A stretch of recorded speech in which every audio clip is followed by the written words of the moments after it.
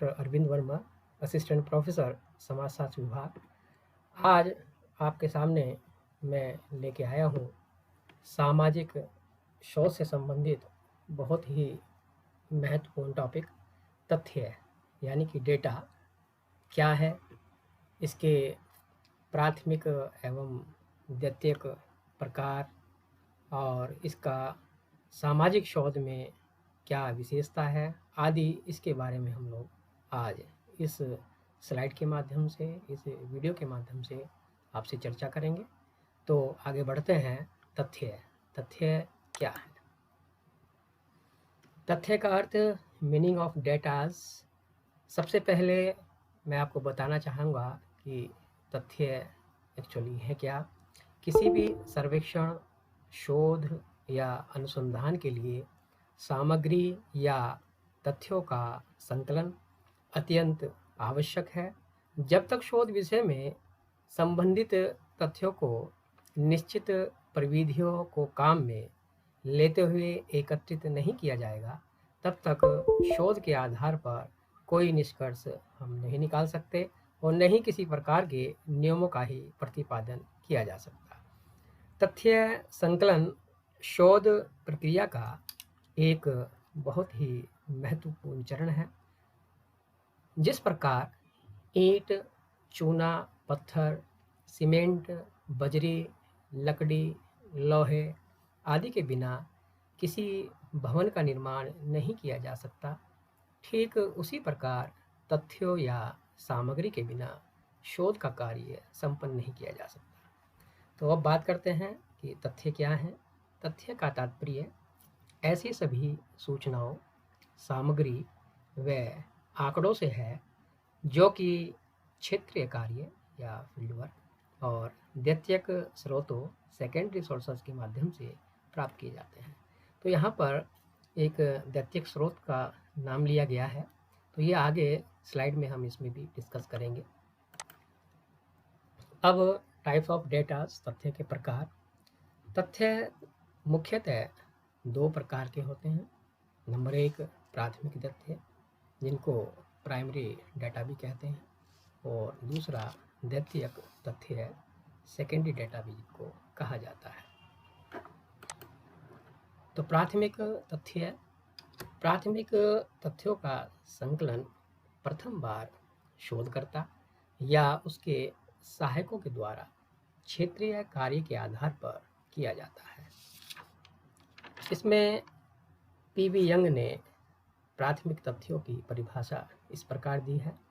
प्राथमिक तथ्य या सामग्री का तात्पर्य उन सूचनाओं एवं आंकड़ों से है जिनको प्रथम बार संकलित किया गया हो तथा जिनके संकलन का उत्तरदायित्व शोधकर्ता का अपना हो।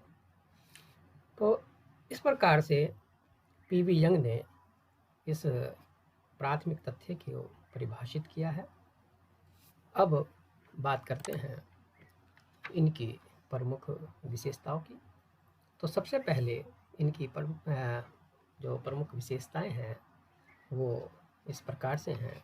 नंबर एक, घटनाओं का सूक्ष्म अवलोकन, अर्थात जब हम कोई भी शोधकर्ता प्राथमिक तथ्यों को इकट्ठा करता है, एकत्रित करता है, तो वह यह कार्य अपने आप फील्ड में जाकर या जिस शोध के बारे में है वो स्वयं फील्ड में जाकर सूक्ष्म रूप से उसका अवलोकन करता है और अपने से संबंधित सूचनाओं को एकत्रित करता है।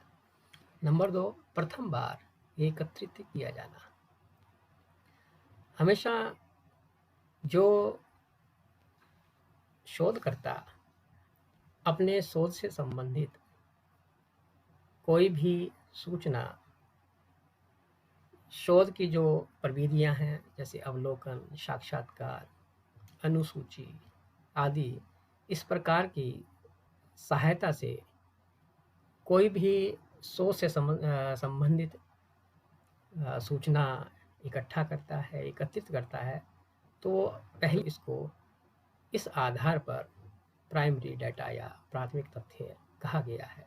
नंबर 3, तथ्य नवीन एवं विश्वसनीय होते हैं, जो कि शोधकर्ता द्वारा स्वयं के द्वारा इन तथ्यों को इकट्ठे किए गए हैं, अर्थात ये इस सोच से संबंधित नवीन यानी कि नए होते हैं और विश्वसनीय होते हैं। नंबर 4, नियंत्रित एवं उपकल्पनाओं के सत्यापन में सहायक, अर्थात कोई भी शोधकर्ता जब भी इन तथ्यों को एकत्रित करता है तो वह किसी न किसी नियंत्रित प्रविधि के द्वारा इन तथ्यों को इकट्ठा करता है, और ये तथ्य हैं उसके शोध में जो उपकल्पनाएं हैं उनके सत्यापन में भी ये सभी तथ्य सहायक होते हैं।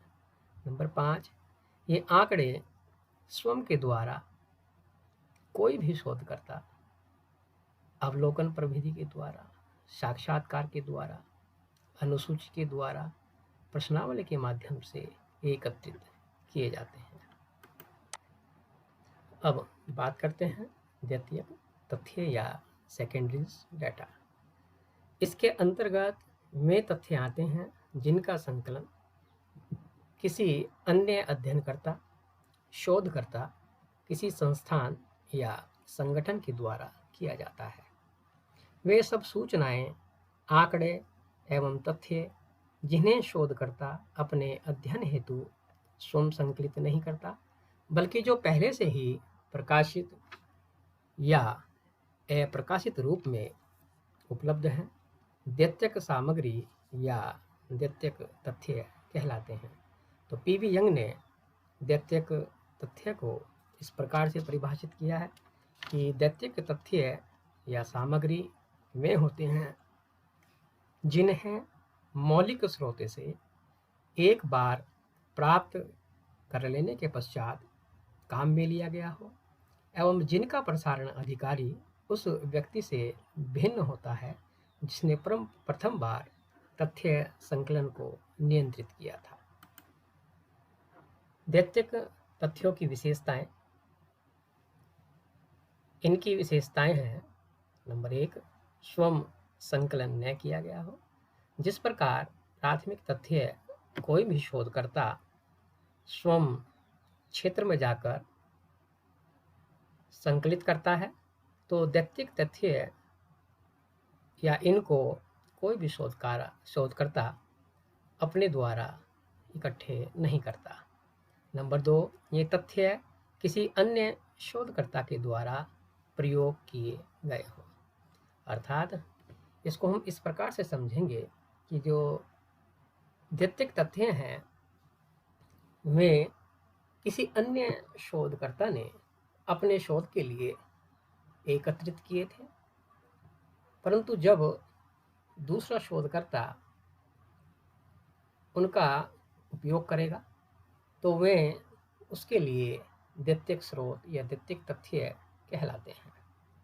नंबर 3, शोधकर्ता को अपने सीमित साधनों के कारण कई बार इस प्रकार की सामग्री का उपयोग करना पड़ता है।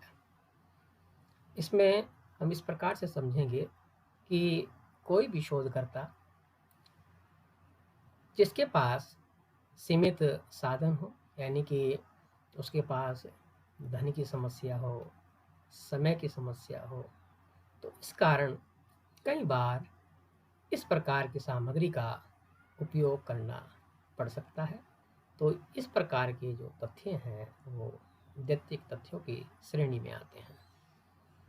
नंबर 4, इसके उपयोग करने वाला कुशल और सूझबूझ वाला होना आवश्यक है, क्योंकि यदि हम द्वितीयक तथ्य का प्रयोग अपने अनुसंधान में कर रहे हैं तो जो द्वितीयक तथ्य हैं केवल हम उन्हीं तथ्यों को उसमें से प्राप्त करेंगे जो हमारे लिए उपयोगी हो और बहुत ही सूझबूझ से हम इनका प्रयोग करेंगे।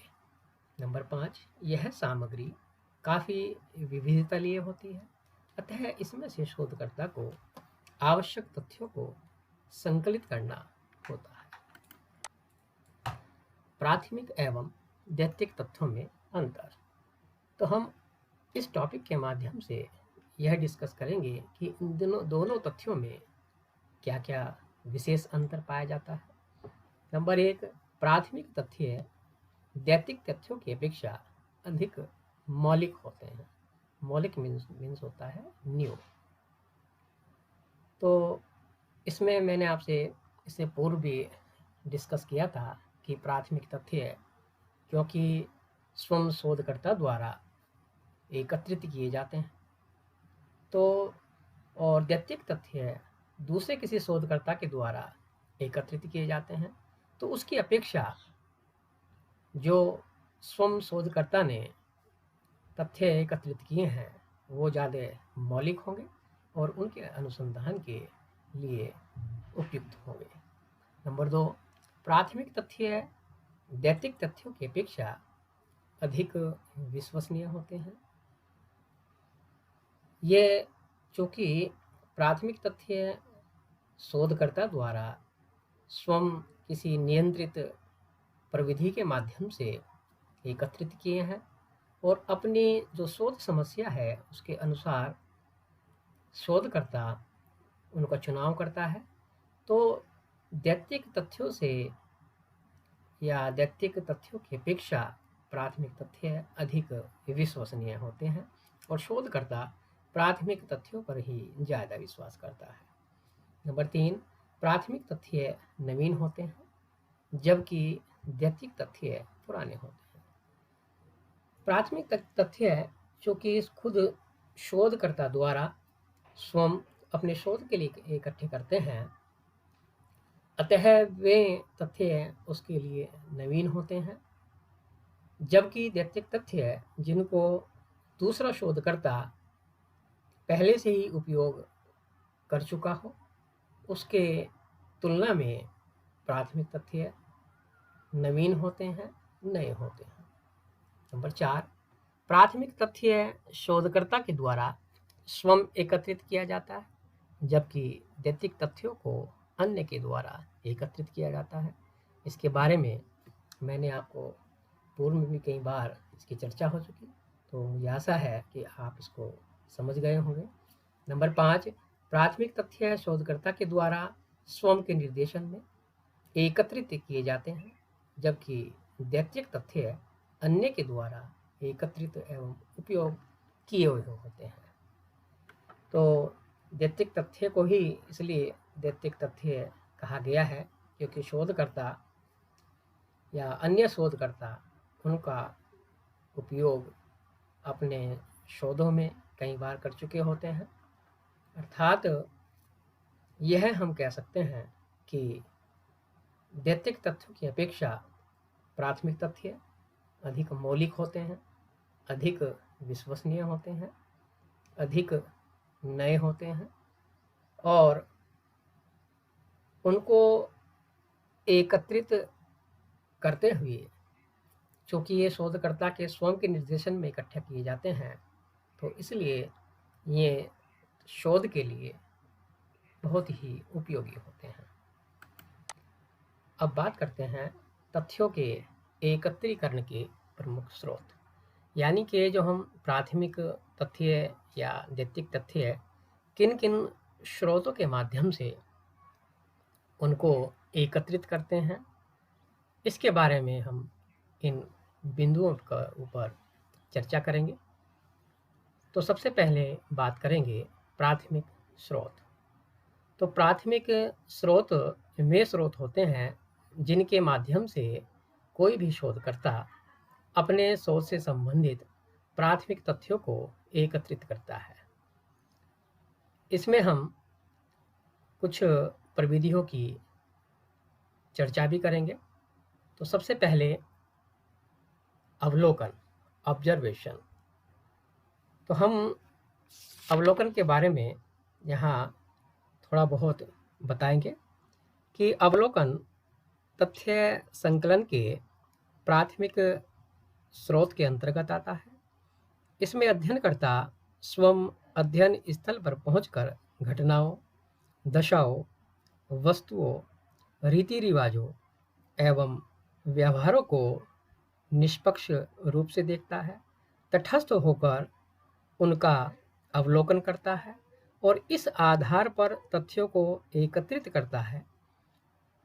इस प्रविधि का सफल प्रयोग सीमित क्षेत्र में ही किया जा सकता है। साथ ही ऐसा अध्ययन लोगों के विचारों, विश्वासों, भावनाओं एवं मनोवृत्तियों से संबंधित नहीं होना चाहिए, क्योंकि इनका अध्ययन अवलोकन प्रविधि से नहीं किया जा सकता। तो इन सभी प्रकारों की हम अपने नए वीडियो में चर्चा करेंगे, क्योंकि अवलोकन एक पूरा ही अपना अलग टॉपिक है, जिसके बारे में हम अलग से विस्तार से चर्चा करेंगे। तो दूसरा है साक्षात्कार। इस प्रविधि के माध्यम से शोधकर्ता अपने अध्ययन से विषय से संबंधित विभिन्न व्यक्तियों से सीधा संपर्क स्थापित कर बातचीत करता है और अपने अध्ययन हेतु आवश्यक सामग्री एकत्रित करता है। तो इस प्रविधि को साक्षात्कार विधि के नाम से पुकारते हैं। तो इसके माध्यम से भी कोई भी शोधकर्ता अपने शोध से संबंधित प्राथमिक तथ्यों को एकत्रित करता है। तो इसमें तीसरे नंबर पे है अनुसूची, यानी कि शेड्यूल। शेड्यूल क्या है? अनुसूची प्रश्नों की एक सूची होती है जिसे शोधकर्ता स्वयं या उसके प्रगणक क्षेत्र में जाकर सूचनाओं या सूचनादाताओं से प्रश्न पूछकर उत्तरों को अपने आप ही भरते हैं। इस विधि में अनुसंधानकर्ता तथा सूचनादाताओं के बीच अनुसूची के माध्यम से प्रत्यक्ष संपर्क स्थापित हो जाता है। तो इस विधि की सहायता से केवल अशिक्षित व्यक्तियों से ही सूचनाएं सुगमता से प्राप्त कर ली जाती हैं। यह सूचना प्राप्ति का काफ़ी विश्वसनीय स्रोत है। तो इस विधि को हम अनुसूची भी कहते हैं। तो बात करते हैं प्रश्नावली, क्वेश्चनर। यद्यपि प्रश्नावली की सहायता से प्राथमिक तथ्य संकलित किए जाते हैं, परंतु फिर भी यह सूचना प्राप्ति का प्रत्यक्ष स्रोत न होकर अप्रत्यक्ष स्रोत है। इस विधि के द्वारा अध्ययन में अनुसंधानकर्ता तथा सूचनादाता में प्रत्यक्ष संबंध स्थापित न होकर अप्रत्यक्ष संबंध रहता है। प्रश्नावली अनुसंधानकर्ता द्वारा तैयार की गई प्रश्नों की एक सूची होती है, जिसे वह उत्तरदाता के पास डाक द्वारा इस अनुरोध के साथ भेजता है कि इसे भरकर समय पर अवश्य लौटाए। तो इस विधि का प्रयोग उस दशा में किया जाता है जब अध्ययन क्षेत्र इतना बड़ा हो कि सभी सूचनादाताओं से प्रत्यक्ष संपर्क कर तथ्य संकलित करना संभव न है। तो इस प्रकार की प्रविधि प्रश्नावली कहलाती है। तो अब बात करते हैं नंबर 2, दैत्यक स्रोत। दैत्यक स्रोत वे स्रोत कहलाते हैं जिनकी सहायता से हम दैत्यक आंकड़े या दैत्यक सूचनाएं या दैत्यक तथ्य प्राप्त कर सकते हैं। तो इसको निम्न स्रोतों के माध्यम से हम प्राप्त करते हैं। तो इन स्रोतों को प्रमुख 2 प्रकारों में हम बांट कर इनको समझेंगे। पहला जो इसका भाग है, व्यक्तिगत प्रलेख, पर्सनल डॉक्यूमेंट्स। इसमें पत्र, डायरी, जीवन इतिहास, संस्मरण आदि स्रोत आते हैं, जिनके माध्यम से कोई भी शोधकर्ता दैत्यक स्रोतों को या दैत्यक तथ्यों को इकट्ठे करता है। दूसरा भाग है सार्वजनिक प्रलेख, यानी कि पब्लिक डॉक्यूमेंट्स। इनके अंतर्गत प्रकाशित प्रलेख, शोध संस्थानों के प्रतिवेदन, व्यक्तिगत शोधकर्ताओं के प्रकाशन, पत्र, पत्रिकाएं, लेख, अभिलेख, पांडुलिपियां, शिलालेख एवं लोक गाथाएं आदि आती हैं। तो इस प्रकार से आज हमने सामाजिक अनुसंधान में प्राथमिक तथ्यों को किस प्रकार से एकत्रित किया जाता है, द्वितीयक तथ्यों को किस प्रकार से एकत्रित किया जाता है, इनका क्या सामाजिक अनुसंधान में उपयोगिता होती है, इनकी विशेषताएं क्या हैं, किन स्रोतों से हम प्राथमिक और द्वितीयक तथ्य इकट्ठा करते हैं, एकत्रित करते हैं। तो ये सभी डिस्कस हमने इस टॉपिक के माध्यम से किया। Thank you so much.